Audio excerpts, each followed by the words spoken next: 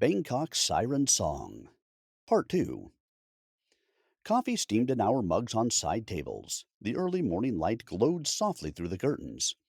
I turned to Charlie, curled against me in the sheets. I was thinking about going to Wat Arun today, I said,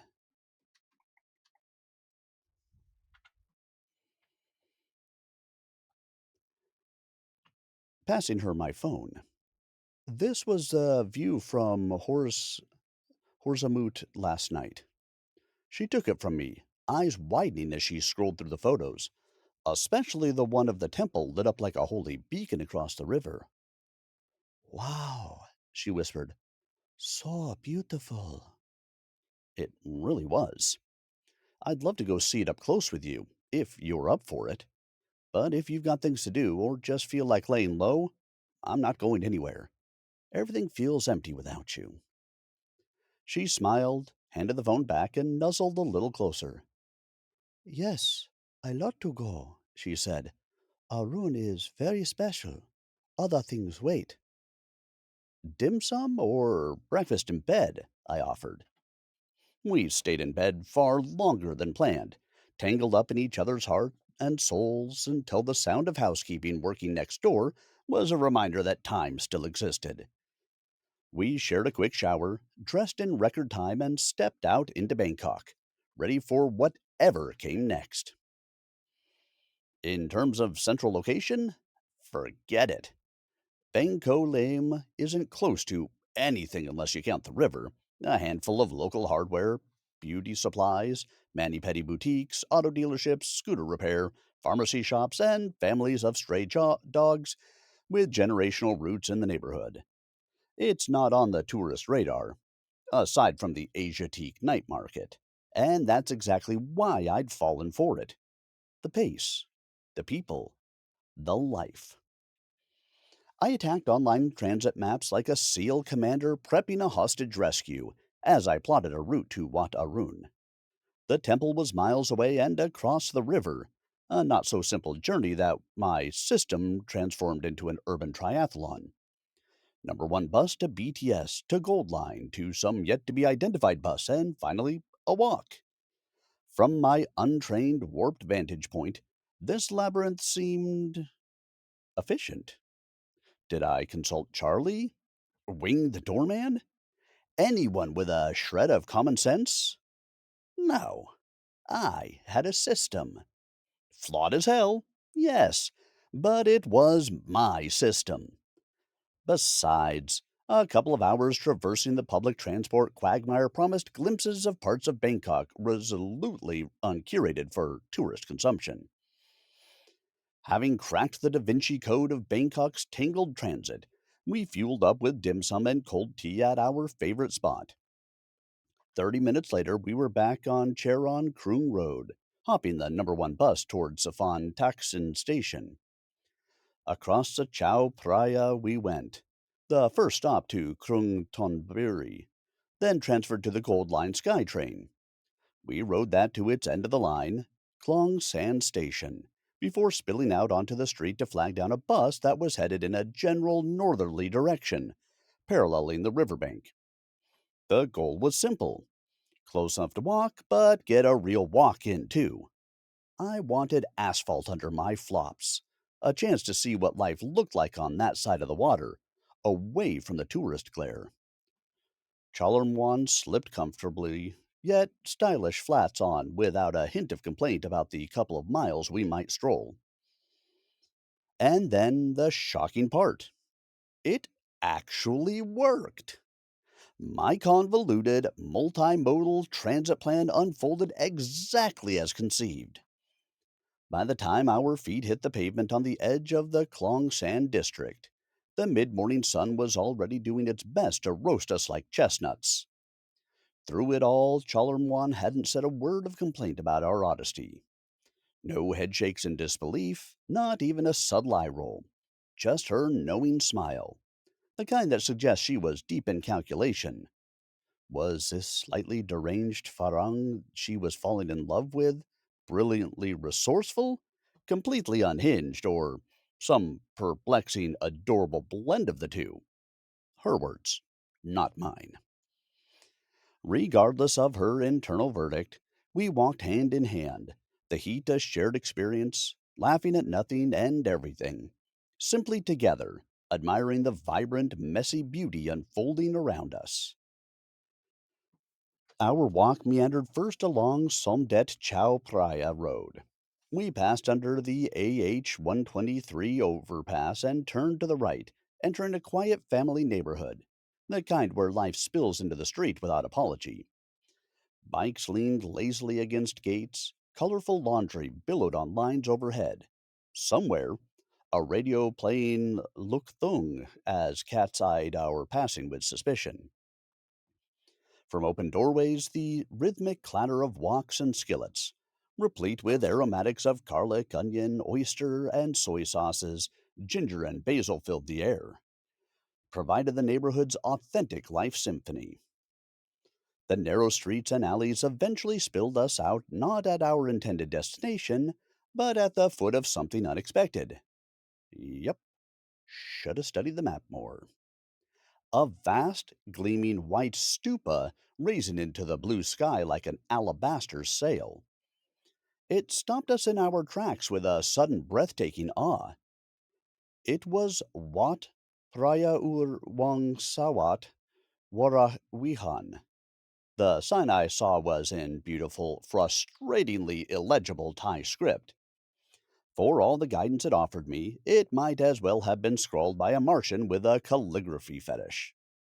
Charlie came to my rescue with a translation, but in that moment, all that registered was the stillness. A profound quiet that catches in your chest, delivering a humbling lesson in the meaning of peaceful existence.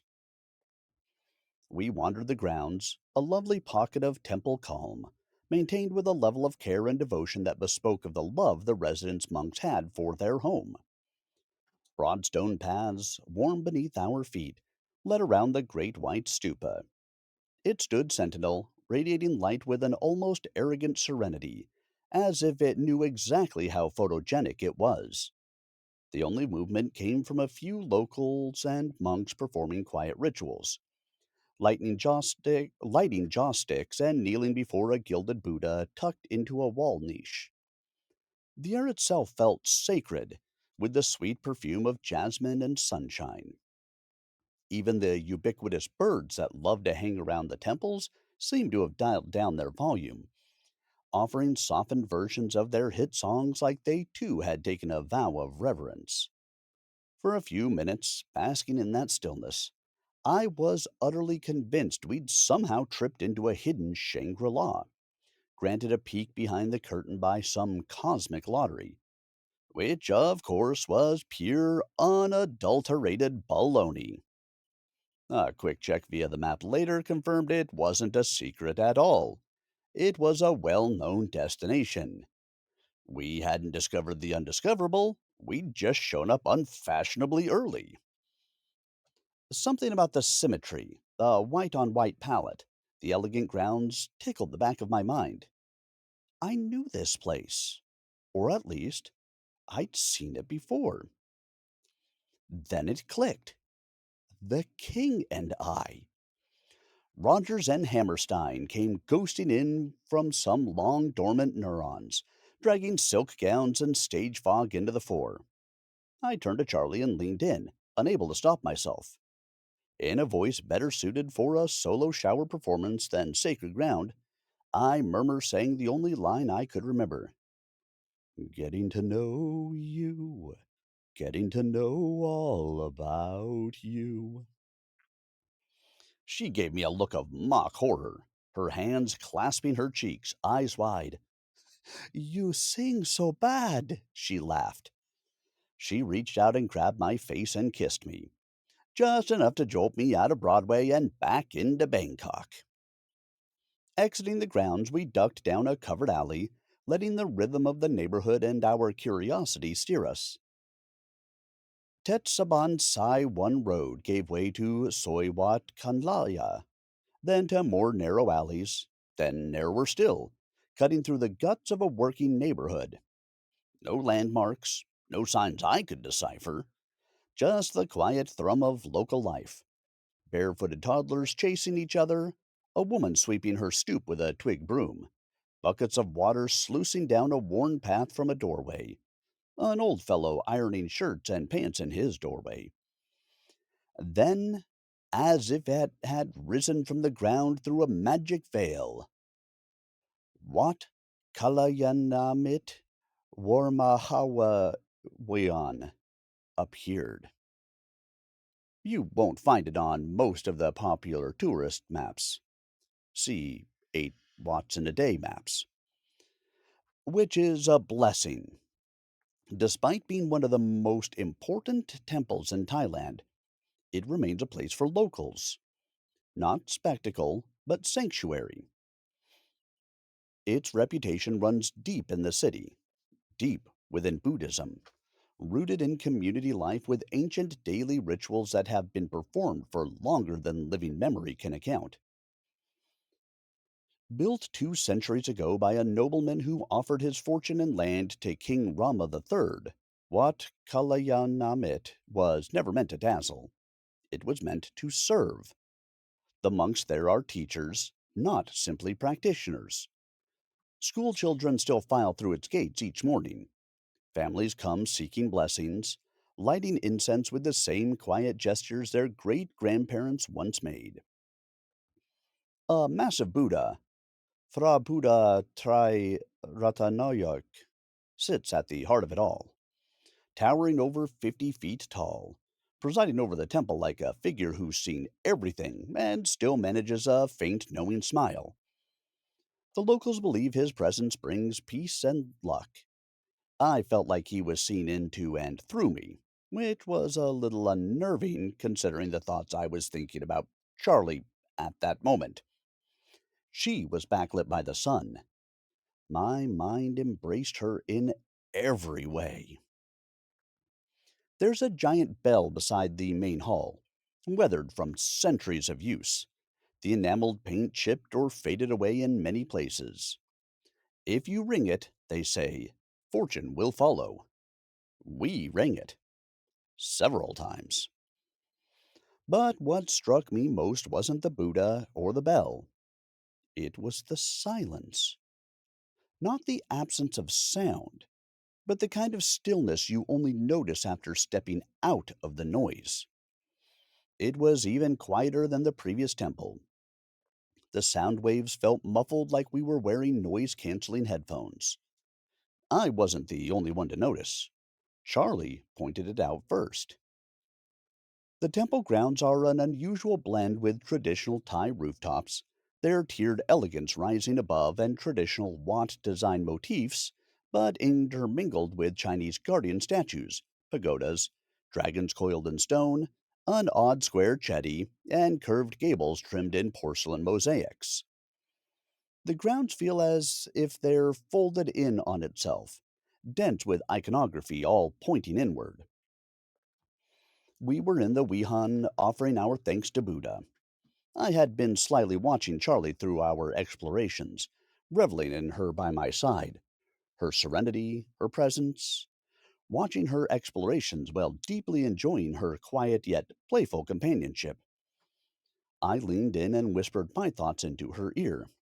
She pinched my arm, her eyes lighting up with loving fire paired with that dazzling smile I now knew so well. Charlie, wisely, drifted off on her own, drawn toward the intricate murals stretching from floorboards to rafters, to explore the epic tales the temple wore as its skin.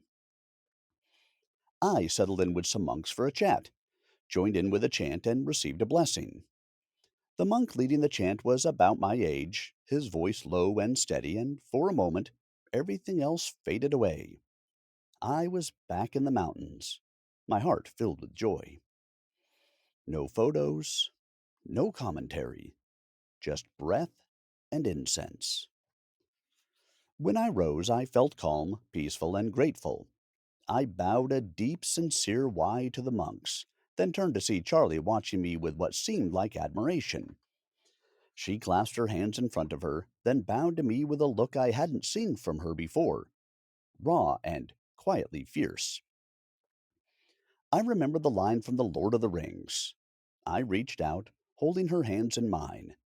Our eyes met, and I whispered into her ear, "You, my dear Chalerm one, bow to no one, especially to me. I am not worthy of that kind of reverence." She gazed back at me, tears spilling free. I pulled her close, holding her tight as her body shook through those tears. Round about 2:30 p.m., we finally arrived at Wat Arun Ratchawaraman Ratchawarmahawaihan. Go for it. You know you want to try and say it. Take your time. It's okay. The place was packed. One thing I found oddly amusing. At larger Watts, there is a cottage industry that's sprung up, renting traditional historically accurate Siamese outfits to visitors has become a thing. For a fee, locals and tourists alike can slip into period perfect costumes, shoes not included. It's somewhat comical to see couples dressed to the nines in glowing, colorful royal garb from the Sukhothai or Ayutthaya eras, only to spoil the illusion with Chuck Taylor high tops and Nike Airs. They pose for pictures like Hollywood extras, often hiring professional photographers who hover on site to capture that perfect moment. The first time I saw this, I thought there must be some special event or festival. But no, this spectacle is just another everyday occurrence at Wat Arun and at several other temples I visited. Holy meets moly with a side of visual treats. There we were, me in linen slacks and a short sleeve button down, doing my best impression of respectably and respectfully neutral. Charlie was beside me in a flowing long dress, elegant and understated, with a delicate silk wrap she'd brought to cover her shoulders. Around us swirled a living pageant, wide eyed with selfie sticks and ties decked out in ornate period costumes, like extras on the set of a historical epic.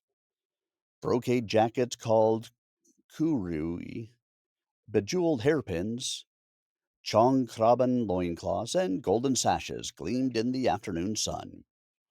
The effect was stunning and intensely surreal.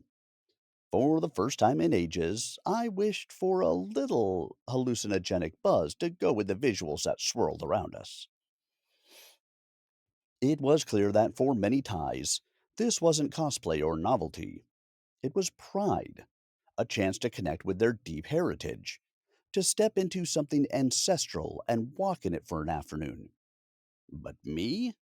A farang with an understated, and now somewhat damp, shirt and a shaky grasp of cultural nuance? I had no clue. Charlie nudged me. You want to wear Siam clothes? I paused, weighing it. I could already imagine the ill fitted silk tugging awkwardly at my shoulders, while camera happy tourists snapped away and locals giving me that look, half bemused, half resigned. Honestly, I said, turning to her, I don't think that's right. I would feel like I was wearing someone else's skin, like trying on something sacred because it looks cool for Facebook. She nodded questioningly, quietly, then pulled out her phone. I watched as her thumbs flew across the screen, searching for something. It took her a while, but she found what she was looking for and held the screen up to me. Cultural appropriation? I blinked, stunned. Wow, I said with pure admiration. You're getting really good at that. But inside I was thinking about that line, somewhere between thick and thin, between appreciation and appropriation, and how slippery it can be, especially when you are a guest in someone else's world. Humility and respect felt right. Knowing when something isn't yours, no matter how beautiful, how audacious, felt better. It felt more honest to politely decline. That awareness, clumsy, evolving, full of good intentions, but with occasional missteps, was becoming part of my journey. I did, however, seriously considering buying one of those outfits for Halloween back in the States. No one could top that. After strolling Wataroon's paths and pavilions, we climbed the intimidating, almost vertical steps of the prang itself. Yes, you actually get to do this. Climbing an ancient, revered national treasure is totally acceptable in Thailand. In America, we'd be standing 200 feet back wearing a VR headset. We made a slow spiritual lap around the mid tier, trying to decipher all that we were looking at. I was so engrossed in the sheer fact that I was standing on and in a living piece of Thai and Khmer history that it was emotionally overwhelming. After a treacherous descent, those worn steps are about 18 inches tall and only 10 inches deep. We wandered into the small but wonderfully engaging museum, spending time to cool down while reading the story of Wat Arun and its place in the Thai cultural assembly. Then we wandered more. We found a quiet, shaded alcove beneath a bower, heavy with old, twisted white wisteria in full bloom. An elderly monk sat beneath the cascading blossoms, wearing a look that suggested either deep meditation or mild boredom. It turned out to be the latter. His eyes lit up as we approached, and before I knew it, we were deep in conversation. His English was careful but clear. His enthusiasm for the temple's history and its modern role was contagious. We talked for quite a while, covering everything from Wat Arun's place in education and community life to its architectural quirks and foreign influences, to the biography of its founding abbot. Somdet Fra Vanarat, he told me, his voice steady. He helped make this temple what it is today. After Ayutthaya fell and the new capital moved here, it was he who guided the restoration during Rama II's time. I nodded, taking it in. I'd read plaques in the museum and Wikipedia before, but something about hearing it from him, under those blossoms on temple grounds, made it stick.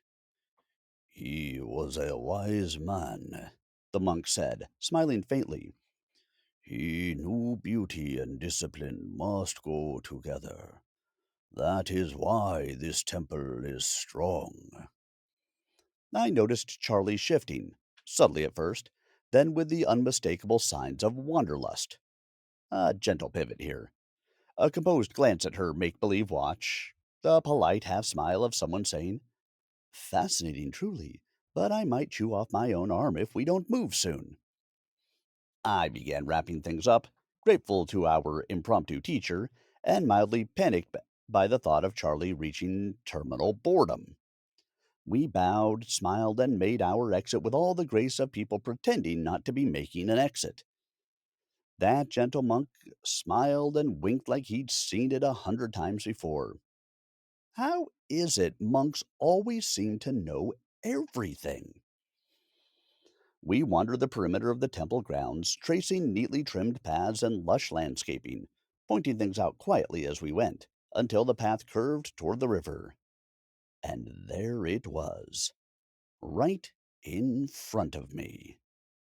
A ferry dock, unloading a fresh horde of camera-toting pilgrims. I blinked, half expecting it to vanish in a puff of irony. You have got to be fucking kidding me. I walked over to the ticket counter in disbelief. Where does this go? I lamely asked. Safan Taksin, last stop, the woman said, barely glancing up. 40 baht. I stood there, dumbfounded. The village idiot, staring at her like she'd offered to beam me up, Scotty style, for the price of a coffee. Safan Taksin. The dock was a mile from our apartment. The very place we'd started from. The BTS was above the ferry terminal, which I had turned into the launchpad for a convoluted pilgrimage. I'd invented an odyssey, threading alleyways, hopping trains and buses, and overcomplicating every stretch like a man on a personal quest to avoid convenience at all costs. All the while, a ferry boat had been sitting right there, on the river, waving its little fairy flag and laughing at my deeply committed incompetence. I turned to Charlie.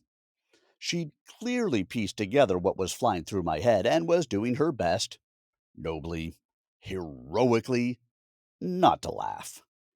But her torso and shoulders betrayed her. They were jiggling with the effort of containment as her face was scrunched up, desperately trying not to crack. Well, I said, exhaling a laugh before it fully formed, this is what I get for not asking you about anything. She nodded solemnly, biting her lip desperately, trying to not burst out in laughter like a saint, while her eyes sparkled and twinkled with moisture, with exactly the kind of incredulous joy that comes from seeing someone walk headlong into their own lesson, and love them even more for it. She nodded, still suppressing outright laughter, then slipped her hand into mine. But adventure, right? She said breathlessly, stifling her obvious strain. She took a deep, exaggerated breath, giggled, then sang, Getting to know you. Pitch perfect.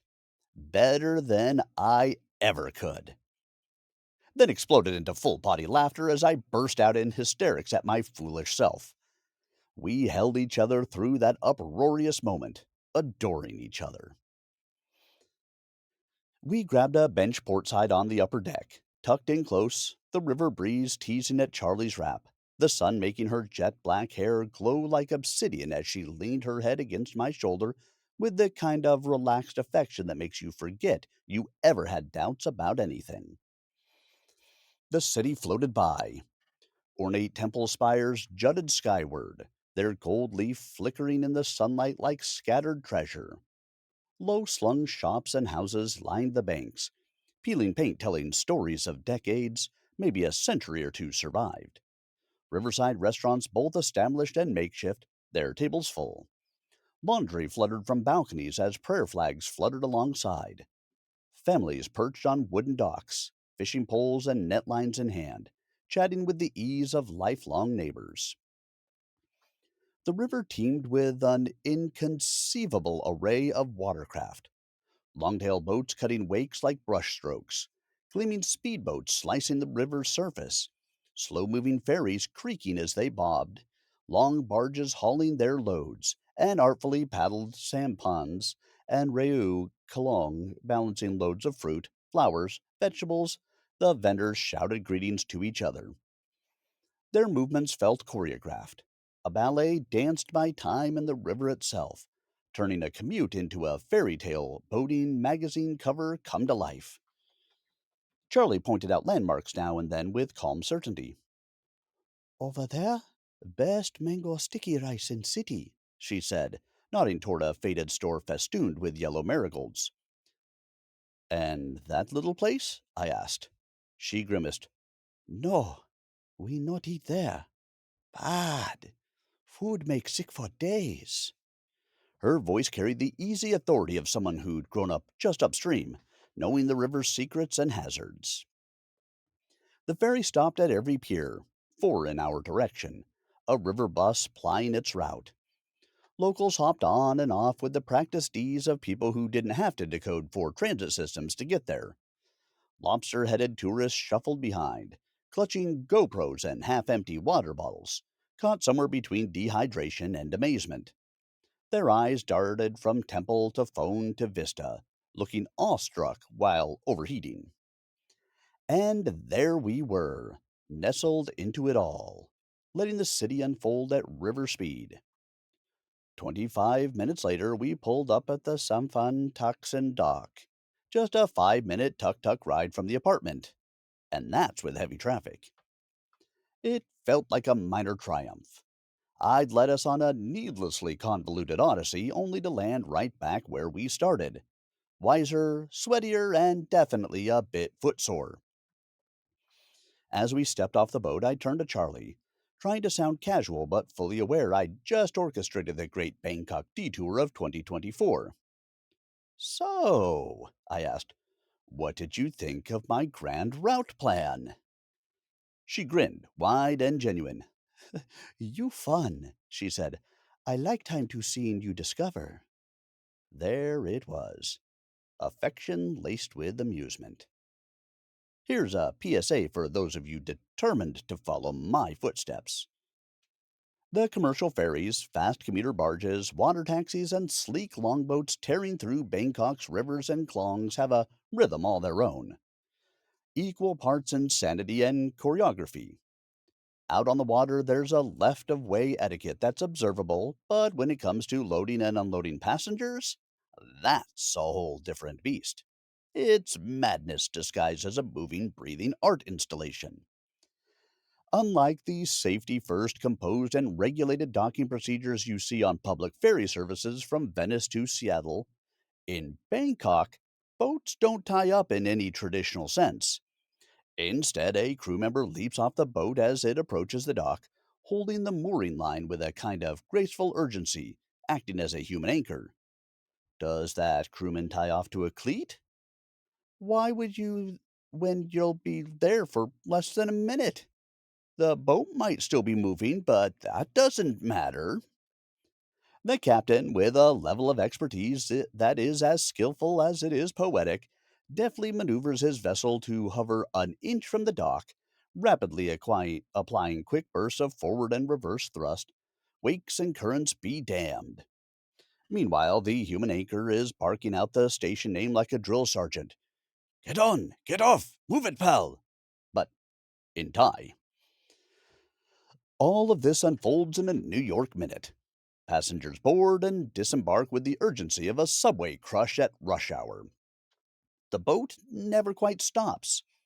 It slows just enough for bodies to hop on and off before it roars back to life for the next dock.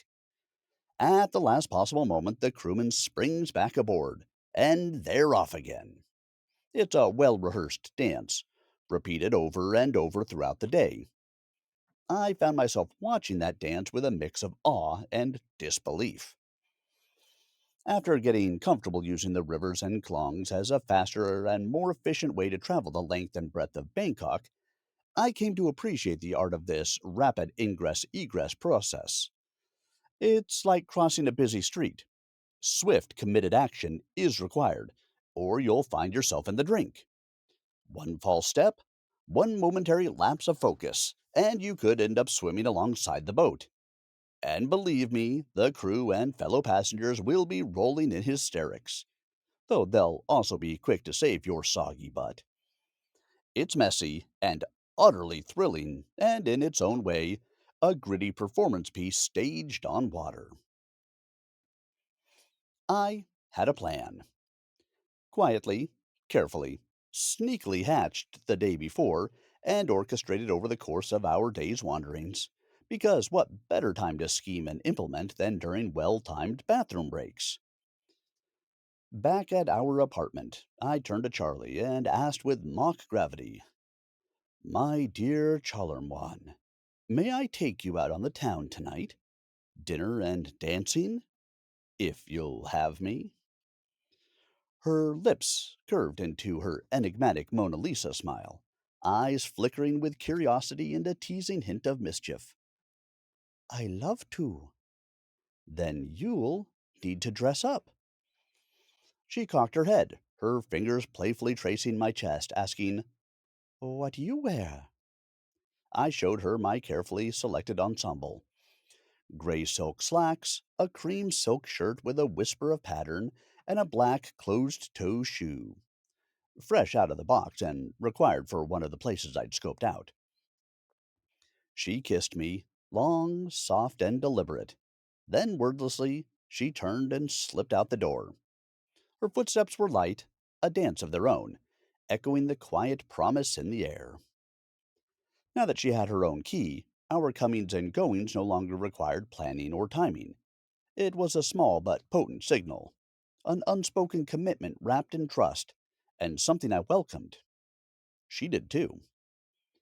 About an hour later, after a shower and some manscaping, I was just finishing dressing when I heard the door open.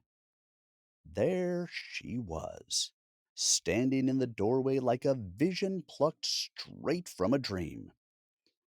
Her black pencil dress, fringed with lace, hugged every curve as if it had been stitched just for her, her matching heels clicking softly against the floor. Her makeup was subtle, nearly invisible, simply enhancing her natural elegance that needed no adornment. A micron thin gold chain traced her graceful neckline, a single black pearl dangling delicately, matched perfectly to the earrings she wore. Her presence shifted the air in the room. Everything felt warmer, brighter, alive. I couldn't breathe. She didn't say a word as she crossed the room, unblinking and intense. Her gaze never left mine as she reached out, taking the bottle of cologne from my grasp. Our fingers brushed, just a feather light touch, but it sent a shiver straight down my spine. Slowly, deliberately, she dabbed the scent behind my ears, then on my wrists, each movement measured and intimate. Honestly, almost too much for my heart to handle. It was one of the sexiest things I've ever encountered in my entire life. I stood there, utterly dumbfounded, caught between reverence and desire, struggling to string words together. Finally, I managed. Wow! How's that for slick? Charlie broke the spell, a playful smile on her face as she twirled on her heel. You like dress? She teased, as if daring me to say otherwise.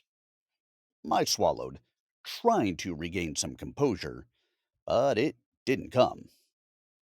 You are absolutely dazzling. I like your dress, but I love who's in it much more. A delicate blush flushed her cheeks. It was more than just a compliment. I couldn't fully express my thoughts in that moment, but there was a lot of substance behind it. I stood there soaking her in, realizing no words could ever quite capture how she made me feel. Dinner reservations had been secured the day before as I hatched my plan between mouthfuls of delicious things in Chinatown. Sushi Masato, an omakase sushi bar boasting a Michelin star, helmed by Maestro Masato Shimizu, a culinary rock star who'd paid his dues in kitchens across the globe before opening his own spot back home in Bangkok. I'd stumbled on it after some deep online digging, drawn in by rave reviews, and knew it was perfect. It was how I wanted to introduce Charlie into my sushi world. Not just as a karmic payback for the dim sum guts and gore marathon, but because watching Charlie enjoy a night out on the town, that would be my real prize. With plans set, my pulse racing, I ordered a grab. Masada was tucked away in the Sukhumvit Tong Lo borderlands, an area of Bangkok known for hidden foodies destinations. We arrived at the entrance to the alley where the restaurant was hidden away, and let's just say it wasn't quite the polished atmosphere I'd envisioned. The pavement was slick and glistening from a recent washdown, the wet surface catching streetlights and neon from other small alley businesses in fractured reflections, like a noir film set, but without the Hollywood budget. Shadows pooled in the corners, the air thick with a mix of exhaust and the lingering ghost of last night's party. It looked sketchy, as if Harya Chanansky would be slouched nearby on a battered 5-gallon bucket, writing a poem, nursing a drink, begging a smoke. Definitely nothing like the glossy upscale vibe you'd expect from a Michelin starred fish destination. But we pressed on, arm in arm, weaving carefully down the narrow alleyway. Eyes peeled, scanning for a sign and any potential trouble. I know I've said Bangkok is safe, even in the alleys, but stupid can strike anywhere. And I had the precious Charlie on my arm. Just as I was about to question the wisdom of hanging in the alley and double check the GPS, Charlie gently squeezed my arm and pointed. There it was. A barely there, unassuming facade. A wall of drying oxblood red and graying wooden slats, framed by a stark, flat black beams.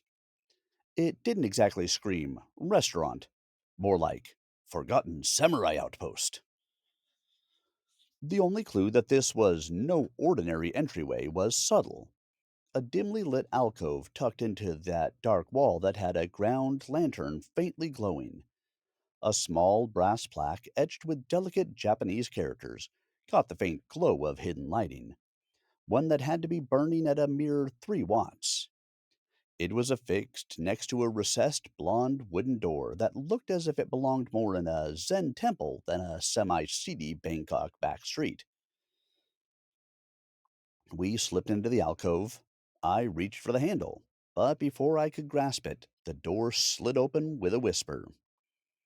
A hostess greeted us with a warm, welcoming smile that cut through the alley's shadows.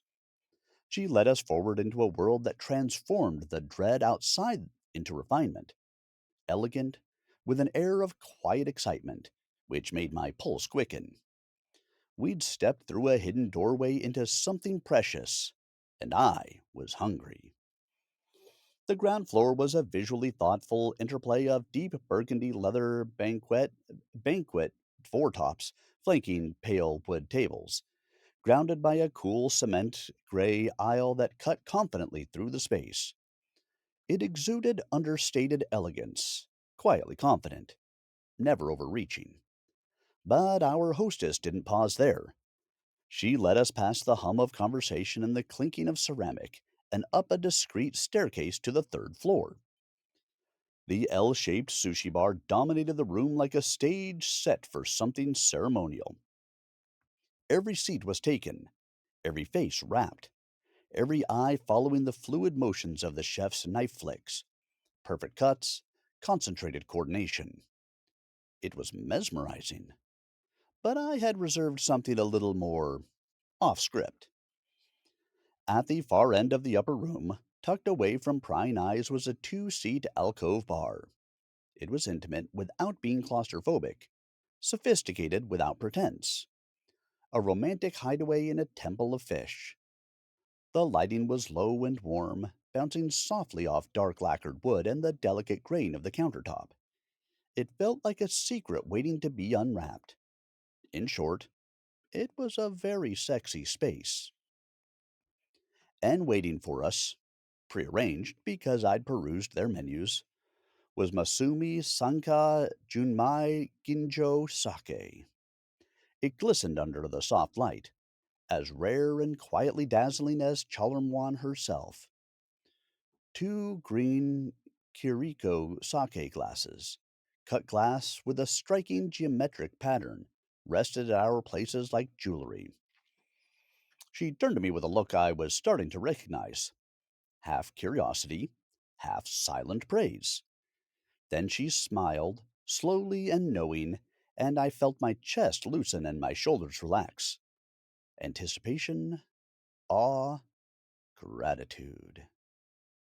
As we waited for the first morsels, I could feel the warm energy of the room enveloping us.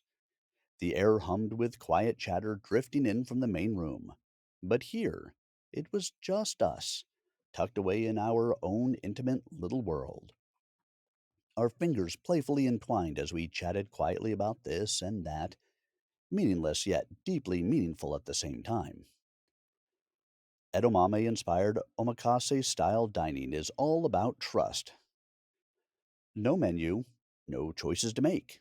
The chef orchestrates the experience, sending out dish after dish of carefully crafted delights. Each art, each bite was art, not just food.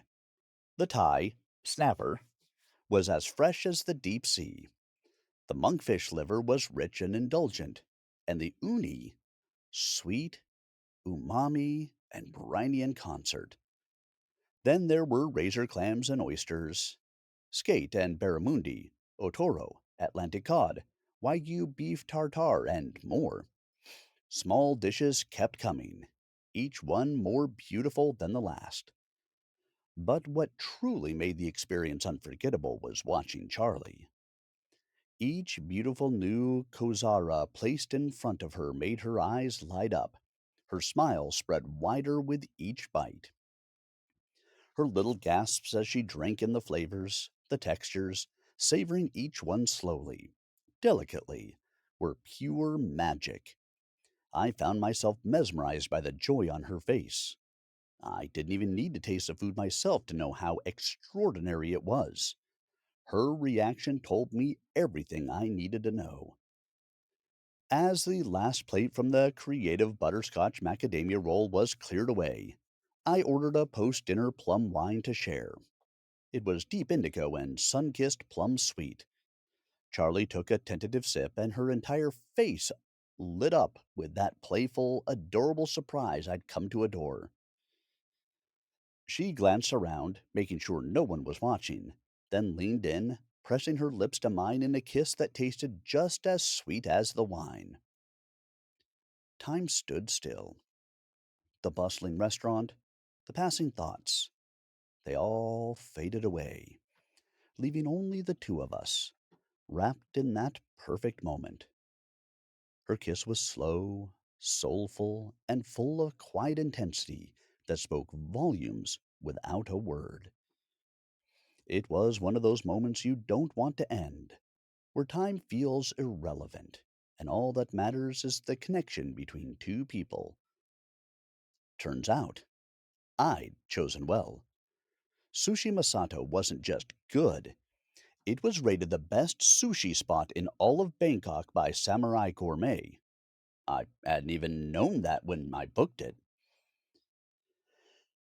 Back in a grab, we rolled through the rollicking streets of Bangkok, the night air thick with anticipation as we headed to Havana Social, a swanky vintage cocktail bar and dance club that swept you through a wormhole to 1940s pre revolution Cuba. I've never been to Cuba, but Havana Social? In that dark, sultry corner of Bangkok? It was the closest I could imagine to what I'd heard in stories and seen in pictures. Because it's hip, because it's hidden, and because Bangkok loves a bit of theatrical flair with its cocktails, there's a catch to getting in. Outside, mounted like a relic from another century, was an old school push button payphone. Clunky, silent, covered in stickers and graffiti, yet suspiciously well maintained. The entrance? Sealed. Unless, of course, you knew the code. I'm not going to spill it here. Where's the fun in that? Let's just say if you've got half a brain, a smartphone, and a taste for mystery, you'll suss it out. I punched it in like I was a genius. The lock clicked, and with all the swagger I could muster, I held the door open for Charlie. She slipped past me, eyes sparkling. The door closed behind us with a hushed thunk, and we were through the looking glass. The ambiance oozed old world Latin swank that was intentionally aged to perfection. Rich red wooden walls and distressed pillars abounded. Patterned Spanish tiles intermingled with wide plank flooring. An old world bar back that was stocked with ultra premium liquors from around the world. The bar top lined with green glass and brass library lamps, antique wooden tables, trunks with old wooden seats, and deep upholstered couches. It all beckoned a sultry invitation to indulge in something deeper than a drink. We were hit with an intoxicating wave of Latin rhythm energy. A DJ was working the pulse of Cuban and world beats that swirled the air. The horns, that sexy Cubano percussion, a slinky piano in stride, and the smooth undertone of the upright bass oozed musical sexuality. The various nooks and crannies were bathed in sepia toned light. It was all alive with the buzz of conversation, punctuated by laughter, clinking glasses, and the occasional burst of horns and congas. This wasn't just a bar, it was a time capsule, a place where the past had come to life. I could already feel our heat rising as the music teased. I had a suspicion that the dancing would be something else entirely erotic, sensual, and as steamy as Havana's legendary summer nights. Charlie cuddled into my side. I could sense the excitement in her, the eagerness to move, to lose herself in the rhythm of the night. There was a magnetic pull between us, an unspoken understanding that this night was going to be one for the books. I asked her what she'd like to drink, and she gave a little shrug. I don't know drinks, she said, soft and sincere, with just enough shyness to make her statement disarming. It was one of those sweet moments that slips inside and stays there. We found a low slung couch tucked around the corner from the bar, the kind that insists closeness. We sank into cushions as timbale rhythms washed over us, crisp, electric, and erotic. I leaned in, close enough to share her breath, and started gently probing her palate.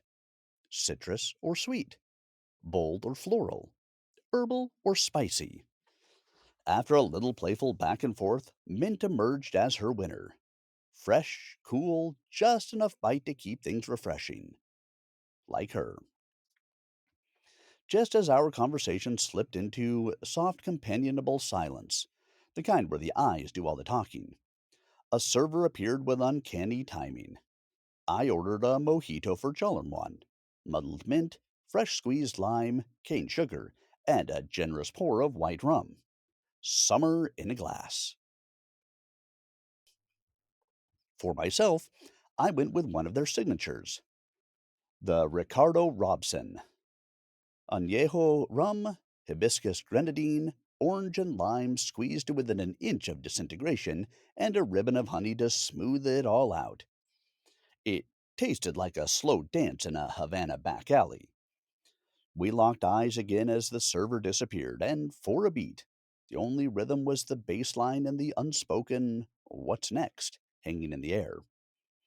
Charlie wasn't much of a drinker, aside from an occasional sipping scotch we'd share in quiet moments back home, so I offered a quiet heads up. That one's sneaky, I said, nodding toward her mojito. It tastes like vacation, but hits like a freight train running over a tuk-tuk at full speed. No judgment, no warning lights, just the voice of experience trying to keep the night on its rails. She gave a little smile and a nod, curious and game, trusting me to steer the ship. She lit up at the first sip. Sweet, crisp, minty, alive with lime. And before long, her glass was more than halfway gone.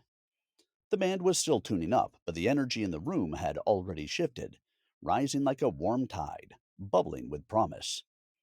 I leaned back with my own drink, watching her over the rim with a grin I couldn't hide. The look of a man who'd just pulled off the perfect surprise. This was exactly what I'd hoped for. An evening to breathe, to laugh, to let the world fall away and sink a little deeper into her spell. When she reached for her glass again, there was a playful flash of resolve in her eyes. Playful, focused, almost defiant, I laughed out loud. The look said it all. I'm chugging this glorious thing, and no one's stopping me. Easy there, honey. It's delicious. I love this. Why me honey? Charlie asked. Because you are so sweet. It's one of those names people use when they're in love with each other. A quiet intimacy called a term of endearment, like a nickname love invents. I reached out, offered my hand. Come on, baby. Let's dance before the rum really kicks in. And could she dance? Charlie moved like she'd been poured into the music. Graceful, fluid, charged, dangerous. There was nothing timid about it. Her every motion was alive with raw sensuality and that quiet, smoldering confidence some women seem to carry like a second skin. She didn't dance so much as command, and everyone noticed. How could they not? The world fell away. The clink of glasses, the buzz of voices, even the band. All of it blurred, dimmed, until it was just her and the music, with me caught in her orbit, along for the ride. Every flick of her wrist, the perfect timed snap of fingers, every slow, deliberate turn, every smoldering glance she threw over her shoulder was magnetic, pulling me in, pinning me there. Me? I'm not gonna lie. I dance like a man avoiding a hive of red ants swarming over a bear trap. My moves are about 30% earnest flailing, 69% blind optimism, and 1% grace. Somewhere between wounded marionette and overly enthusiastic drunk uncle at a wedding. I make up for it, however, with a complete lack of concern for what other people think, throwing self conscious embarrassment out with the bathwater. But with Charlie, it didn't matter. She lit me up from the inside and made me feel like the only man in the room, like rhythm was something we made up between us. We'd been dancing for over an hour. Her, her, radiant and unleashed, fully in her element. Me, trying not to look like a winded oaf with two left feet. But I kept up, more or less. The sweat and tempo finally caught up with me, and I leaned in, kissed her cheek, breathless. Water! I gasped. She smiled and nodded, eyes glowing, hips already answering the next wave of sound. I returned to the periphery with two bottles of sparkling water, but Charlie wasn't thinking about hydration. The music owned her. The magic coursed through her soul. She moved as current through a wire, pure voltage. Every beat sparked something new in her, something wild and beautiful. Other dancers started orbiting her, drawn in by her sheer force like moths to a flame. And then, just like that, the spell broke. He was tall, ridiculously handsome, dressed to kill, and overconfident. The kind of man used to assuming the answer is always yes. He slid in fast, hands low, presumptive. He didn't ask. He grabbed. Fingers clamped well below her waist, yanking her toward him like she was something owed and owned. Big mistake. In one fast, fluid motion, Charlie spun low, precise, devastating. She shifted her weight, dropped her center of gravity, and used her own momentum against him. 1 second he was grabbing ass, the next he was eating floor. Hard. She had him in some kind of lock. His wrist bent at an unnatural angle, her grip like steel, pressing into a nerve that made him gasp out something between agony and a plea for mercy. She didn't bother with words. No lecture, no yelling, no performance. Just a fierce, storm-lit glare as she let go and walked away, her body still humming with rhythm, her eyes now lit with fire of a different kind. I was stunned, yet also wonderfully terrified by how fast it all happened. 1 second he was grabbing her ass as if she were chattel. The next he was gasping on the floor like he'd been zapped with a taser. She barely blinked. No drama, no shaken breath, not even a stray wisp of hair out of place. Just a storm unleashing its fury, then passing through. And yet, I knew. I knew that beneath that composure was a truth every woman carries. That moment when a man decides he's entitled to take and claim. It's not flirtation. It's ego, arrogance, stupidity, immaturity, and uninvited lust dressed up like cheap gold plated charm. Mama should have bitch slapped some manners into those testosterone gorillas when she had the chance to teach the word respect. Charlie simply happened to have a better skill set to handle that kind of Y chromosome bullshit. Most women don't have that luxury. And watching her reclaim her space with such calm, surgical precision made something deep in me flare. Pride and a deep, aching admiration. But there was also a slow burning rage at the fact that she even had to. We found a quieter spot at the far end of the bar, away from the pulsing crowd, and sipped the last of our second round. The night's edge softened, cooling like embers after a fire. I leaned in close, voice low and a little sheepish. I'm so sorry, honey. Dancing's such a raw, sensual thing, especially when you move like that. And, well, you being you, you're always going to draw attention, wanted or otherwise.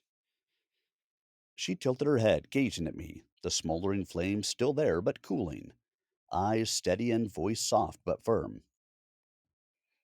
This why I don't go out. Always men want what I not give. But you like me when I'm dirty at shop. We have us. They don't have this. As she raised my hand to her lips and gave it a gentle kiss. I glanced at her and admitted, I shouldn't have left you there on the floor. It was an open invitation, and that will never happen again. I promised. She smiled, that quiet confidence still sparkling in her eyes. You sorry? I stay to dance. Nothing wrong. We go. Let's find quiet place. I want to show off.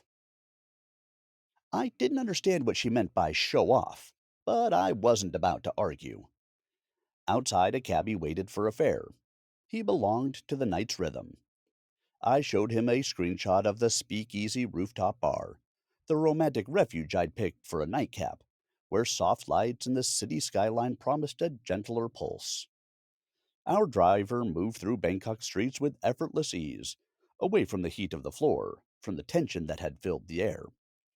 Sitting beside Charlie in the back seat, my arm holding her sympathetically, protectively, though some deep breaths I felt the knot in my stomach begin to slack. The city sprawled beneath us. As we stepped into the elevator, it was like stepping into a different world where the night slowed, where the raw edges softened, and where something quieter but no less intense stirred. The space between us narrowed, not just with distance from what had been, but with something new, something unspoken and alive. My admiration for her had escalated into the stratosphere. The rooftop was everything I'd hoped for. A star studded velvet sky above and around us, the skyline of the Sukhumvit, rising and shimmering, a canyon of glass and light. We weren't looking at the city. We were in it, suspended among towers that blinked and burned against the night.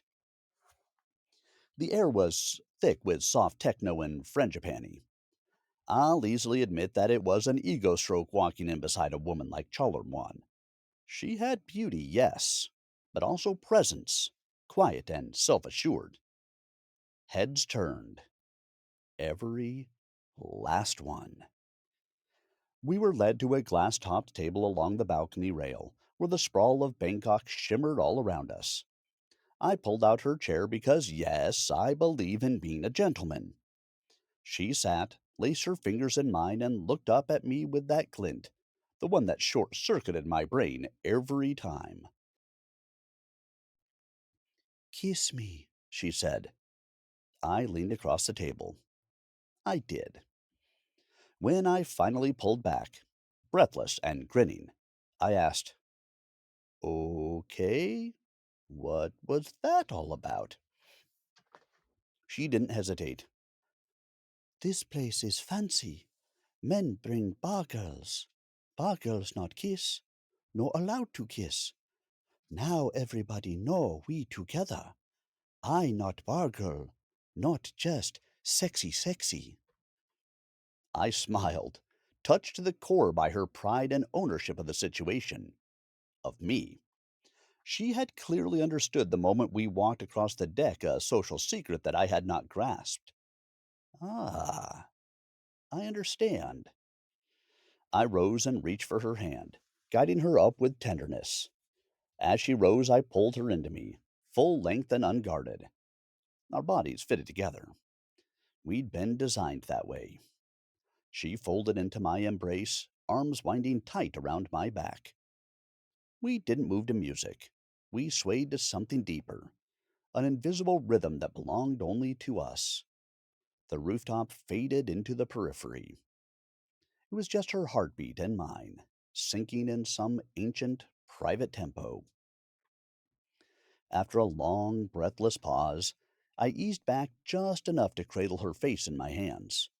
My thumbs brushed her cheeks, memorizing the moment. Then I kissed her, soft and slow, with every morsel of care and love I had in me. Not to possess, not to impress, just to let her know entirely I saw her. Rhett and Scarlet had nothing on that kiss. When I finally opened my eyes, hers were already waiting, lit from within, misted and bright, a silent yes in their depths. We took our seats and waited some more, then more.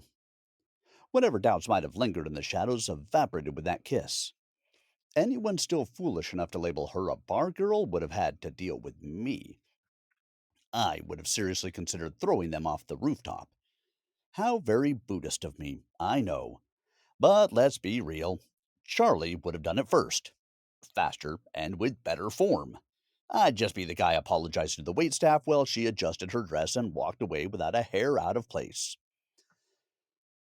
Out of the corner of my eye, I noticed the bartender watching us, his mouth set in a thin, disapproving line. I wasn't about to apologize for loving her out loud. We hadn't even been approached by a server yet. I raised my hand to flag one down, but Charlie grasped my hand and lowered it. Please, honey, sit.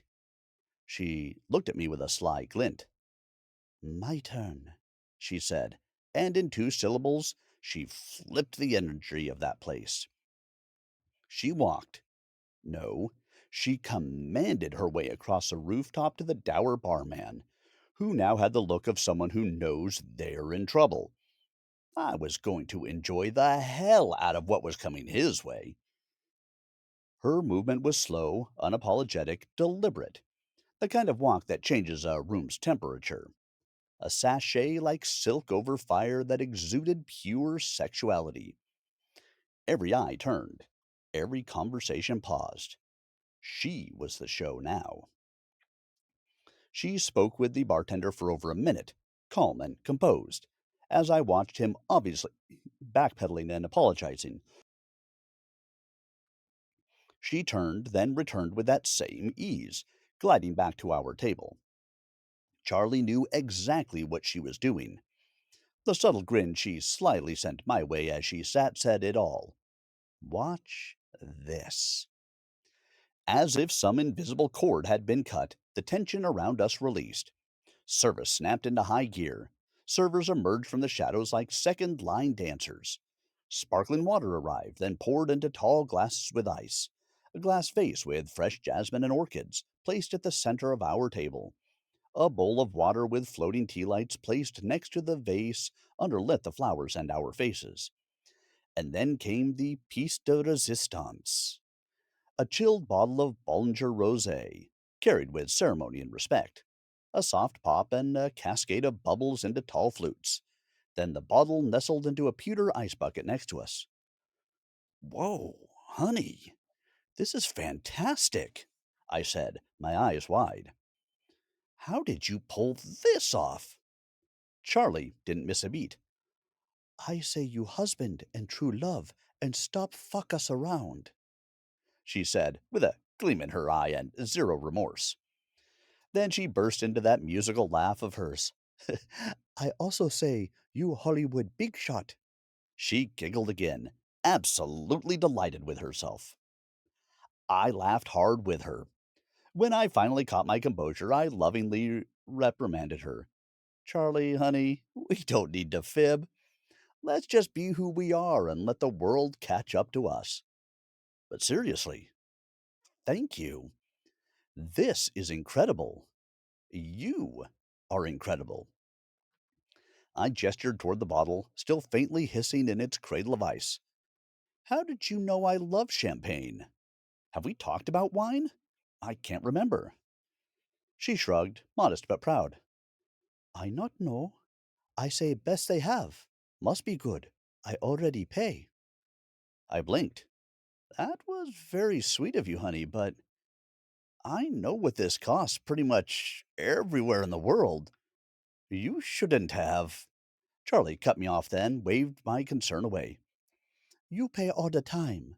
My turn now. Wait, how you know price? Her gears churned, and as always, she was incredibly quick on uptake. She caught what I said. How you know champagne? There was curiosity in her voice now, genuine and intrigued. I paused to let some tension build. She took my hand in hers. How you know? She asked again, demanding a response.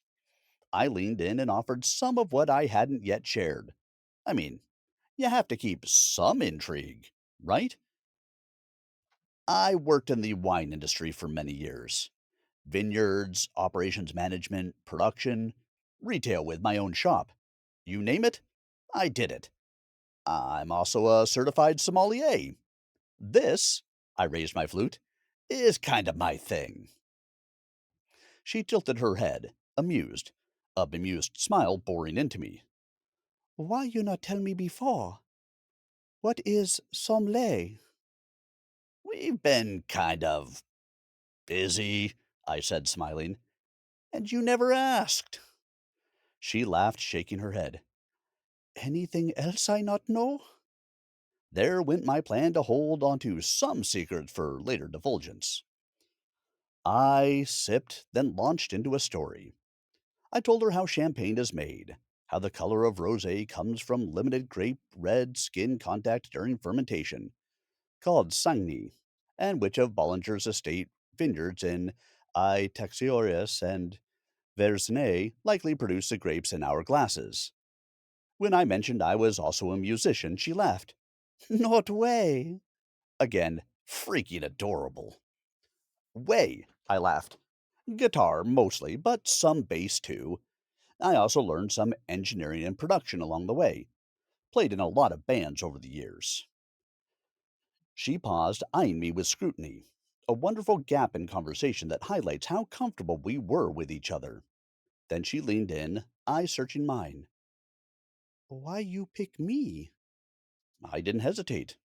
No, you picked me. So there. She grinned. I like you like my fruit. Mangosteen. Then you so nice and funny and flirt. The way you eat my fruit with passion. You make me like you. I chuckled, thinking about her statement. I didn't flirt. You did. She rolled her eyes in playful denial. I was attracted to you then, simply because you were so kind to me. You took your time to teach, feed me, and then refused money for the fruit you cut open simply to allow me to experience mangosteen. That really struck me and reinforced my admiration for Thai people. It still does. That's more important to me than anything. Kindness, intelligence, generosity, caring, and compassion. And I loved your laugh. It's musical. Let's see. There's also your smiling eyes, your quick mind, and the fact that I find you drop dead gorgeous doesn't hurt in the least. She made a pouty face. But I dirty and not dressed nice, she said in mock protest. I reached for her hand. Your smile lit me up. I saw you through the grime. It was easy, because you're you. She blinked, and suddenly tears slipped down her cheeks. She reached across the table and gripped my hands tight. A server hurried over and gently asked if she was all right. Charlie turned, smiling through tears. I love him so much, she said, laughing again as more tears poured forth, beaming at me with an expression I'll carry with me for the rest of my life. We stayed there long after the bottle ran dry, talking, laughing, falling deeper into what we were building. When I finally, quietly, asked if she wanted to come back to the apartment for a nightcap, she shook her head no. My heart dropped for a moment until she took both my hands and whispered, You come to Bun. Um, home. I make nightcap for you. Relief flooded in. Yes, yes, I said. 1,000 times yes. I would love to. We cabbed back to the Sunreno. As we rode the elevator, she asked if I'd stay the night. Of course I said yes, but I needed to grab a few things. While I puttered around loading my day pack, she poured a small glass of black liquor, something viscous, herbal, sharp, cloyingly sweet, that she had smuggled into my fridge at some point. I asked her what it was, to which she put a finger gently to my lips, said, "Shh," leaned in next to my ear and whispered, "Make you strong." But she made me stronger than strong. She was more than enough for that. I packed only essentials. I glanced over to see her silhouetted at the window, framed in moonlight. I walked to her, wrapped my arms around her waist, pulled her gently back against me. She leaned into me, head against mine, as I nuzzled her ear and inhaled her scent. She was warm, floral, and unmistakably her. When we reached her place, she asked me to wait outside in the garden. "Some minute," she said, and closed the door with a teasing smile.